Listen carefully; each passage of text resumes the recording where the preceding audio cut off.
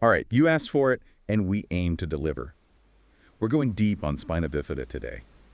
And not just the surface stuff. Yeah, we're diving into the latest, the hope that's out there, and honestly, the incredible stories of folks living with this condition. Exactly. It's about more than just knowing the term, right? It's about understanding the impact. And get this, the CDC estimates something like 1,500 babies are born with spina bifida every year in the U.S. alone. And that's just, it's not just a number, that's 1,500 journeys, 1,500 unique experiences of strength and resilience we're talking about. So true. Okay, so imagine the spinal cord. Yeah. This vital, information superhighway in our bodies. Now imagine it not forming quite right. That's kind of the gist of spina bifida, yeah? Yeah, you've got it. And what's crucial is this usually happens crazy early in pregnancy. We're talking before a woman even knows she's expecting. Often, around day 28, there's this structure, the neural tube. It'll become the brain and spinal cord later. It's supposed to close up. But with spina bifida, that closure doesn't fully happen. Okay, so that incomplete closure, that's the root issue. But spina bifida, it's not like a one-size-fits-all thing, right? More of a spectrum, from what I understand. You're exactly right. It's a spectrum, and each point on it has its own set of challenges. Let's start with myelomeningocele, the most severe type. Ah, okay. Now this is the one that people might picture, right?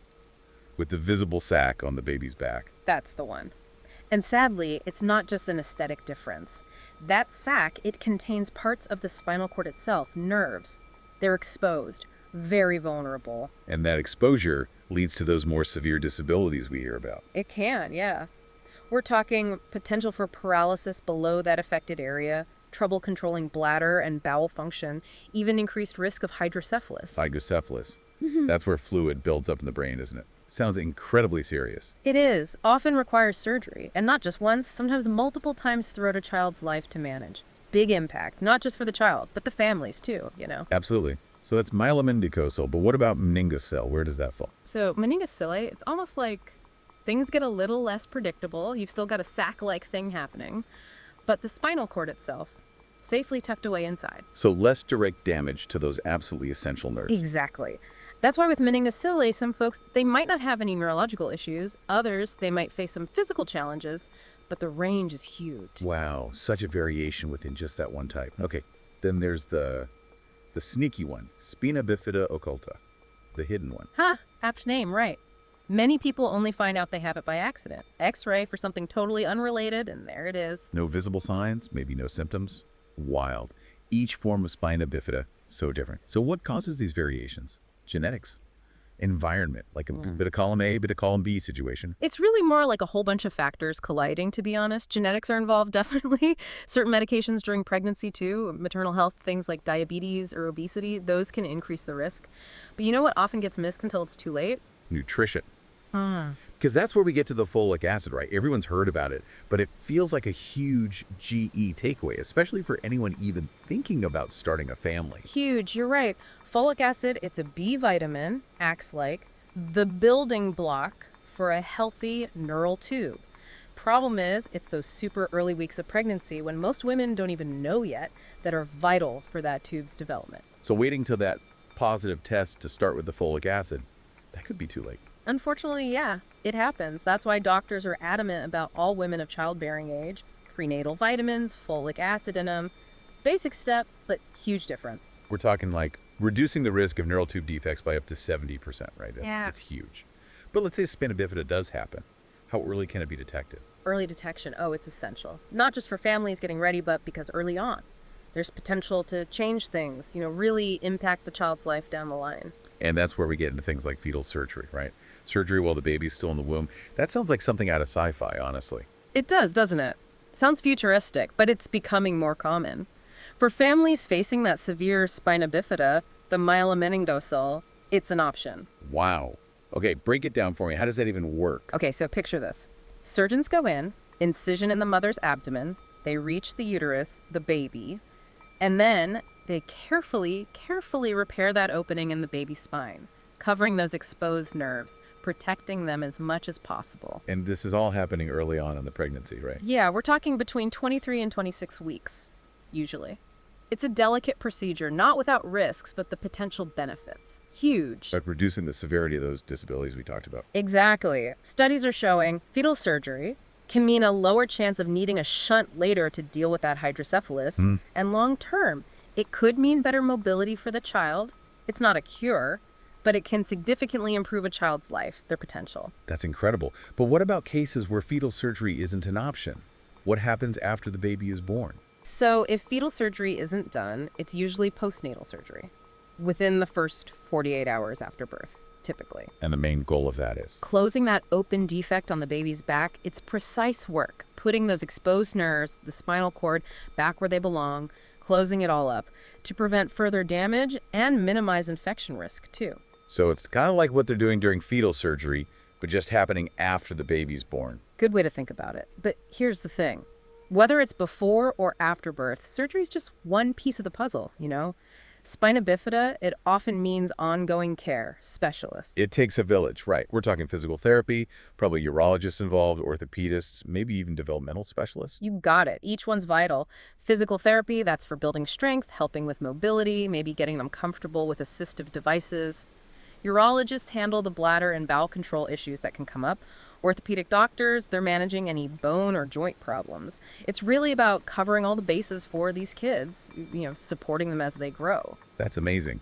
It just shows how far we've come with treatment, resources, night and day compared to years ago. It really is. And that brings us to something super important to remember. Spina bifida, it's not a life sentence. People are living long, fulfilling lives with this condition, defying expectations every day. That's what we need to focus on, right? Shifting the narrative away from limitations, toward possibilities, the right care, the support. People with spina bifida can do amazing things. We're talking athletes, artists, entrepreneurs. No limits. It's inspiring, for sure. It shows how far medicine has come and the resilience of people. But it also reminds us awareness matters. What can our listeners do right now to make a difference? Great question. It starts simple. Talk about it. October is Spina Bifida Awareness Month. Perfect time to share accurate info, challenge misconceptions. Exactly. Social media is huge for that. Share those infographics, boost the voices of people with spina bifida, their families. Every little bit helps. And beyond awareness, supporting organizations like the Spina Bifida Association. The work they do is phenomenal. Funding research, pushing for better policies, and just being there for families navigating this whole journey. Even small donations, they add up, It all goes towards research, better treatments, improving lives, and never underestimate the power of inclusion right here in our own communities. Right. Thinking about accessibility. Right. Schools, workplaces, public spaces. Are ramps easy to find? Doorways wide enough? Those might seem like small things, but they can make a huge difference for someone with a disability, including those with spina bifida. No doubt. It's about creating a society where everyone feels welcome, valued, included, able to participate fully. And to anyone listening who's touched by spina bifida, whether it's personal or you're supporting someone, you're not alone. That's the key. There's a whole community out there ready to share their stories, offer support. Knowledge is power. That's what we keep saying, right? The more we understand, the better we can advocate for ourselves, our loved ones, a better future for everyone. Yeah. It's amazing to think, right, how different things were just a few decades ago. For folks with spina bifida, the medical understanding was just different. Oh, absolutely. But today, we're talking longer, fuller lives than ever before, thanks to research, advancements in care. It's really remarkable. It's like the focus has shifted from just managing the condition to really prioritizing quality of life. Not just adding years, but making those years meaningful. That's it, exactly. And that's where those practical tips, the coping strategies, they become so essential. Because when you have the knowledge, right, you have the power to advocate for yourself, for your loved one. But where do you even begin? Right. It can feel overwhelming. It can. Honestly, the best place to start is always open communication. With your healthcare team, They're your partners in this. So finding the right mobility aids, managing bladder and bowel stuff, tackling any learning challenges, whatever it is, bring it up. Don't be afraid to get creative either. I was reading about this woman with spina bifida. She uses those adaptive utensils meant for folks with arthritis. Makes mealtime so much easier for her. Love that. There are so many tools out there, Yeah. High-tech stuff like wheelchairs, voice-activated software, but also simple things that make daily life just a bit smoother. It's about adapting, finding what works for you. Exactly, making it work. Yeah. But we can't forget the emotional side of all this, right? It's a journey, and it's not always easy. So true. Living with spina bifida or loving someone who does, It can be tough emotionally, and it's okay to admit that. It's okay to ask for help. Absolutely. Therapy can be so beneficial, and there are support groups, online forums, all these places where people connect, share their experiences, realize they're not alone. That's what it's all about, building that community, whether it's through local organizations, online, or even just within your own family, friends. Sharing those stories, it makes all the difference. It really does. Because when we understand each other, support each other, we celebrate the strength of this community, the resilience. So as we wrap up this deep dive, we want to leave you with this. What are you hopeful for? When it comes to the future of spina bifida, Is it a medical breakthrough? Maybe a world where accessibility is just the norm? Or even just a society that embraces difference? Whatever it is, hold on to that hope. Because that's what fuels progress, that's how change happens. well said. Thank you all so much for joining us for this deep dive. Remember, knowledge is power. And by keeping this conversation going, we can create a brighter future for everyone whose life has been touched by spina bifida.